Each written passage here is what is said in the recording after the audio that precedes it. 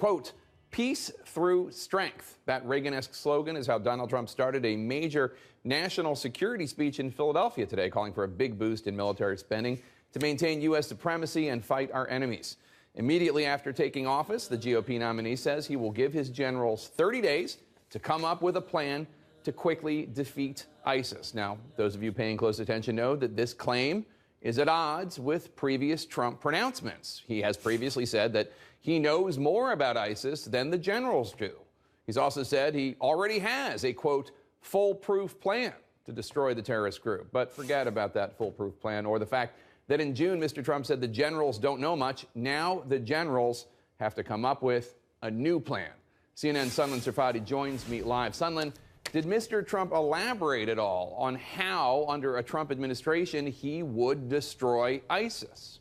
Not with too much specificity, Jake, other than that new call for generals to come up with a plan within 30 days of a potential Trump presidency. He did say, though, that beyond military warfare, he does believe that taking on ISIS will require cyber, financial, and ideological efforts. This, of course, all part of Trump's big push this week to try to show some leadership on national security.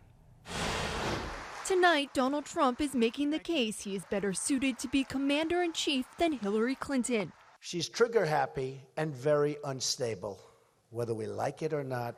She's also reckless. Trump today delivering a speech on national security and military preparedness, saying if he is elected, he will give military leaders a month to present him with a plan to defeat ISIS. I will ask my generals to present to me a plan within 30 days to defeat and destroy ISIS. This will require military warfare, but also cyber warfare, financial warfare, and ideological warfare. That after Trump earlier in the campaign said he had a plan to confront the terrorist organization, but was keeping it a secret. I said, I have a great plan, it's going to be great. Well, what is it? I'd rather not say I want to be unpredictable. Trump's new 30-day request is drawing scrutiny from at least one retired military general. It shows a complete lack of understanding of the threat and the ways to fight it. It's a sophomoric approach to elements of national security policy. In his Philadelphia remarks today, Trump also said he would push lawmakers to get rid of the military sequester, across-the-board budget cuts adopted in 2013, and increase defense spending. As soon as I take office, I will ask Congress to fully eliminate the defense sequester and will submit a new budget to rebuild our military. It is so depleted. Yet 3 years ago, he suggested the spending cuts didn't go far enough. I think really it's being over-exaggerated. A lot of things are not going to happen that people are thinking are going to happen. This as Trump's taxes remain in the spotlight, with his running mate Mike Pence preparing to release his tax returns this week. He clearly has something to hide. We don't know exactly what it is, but we're getting better guesses. In response, Trump is offering this challenge to Clinton.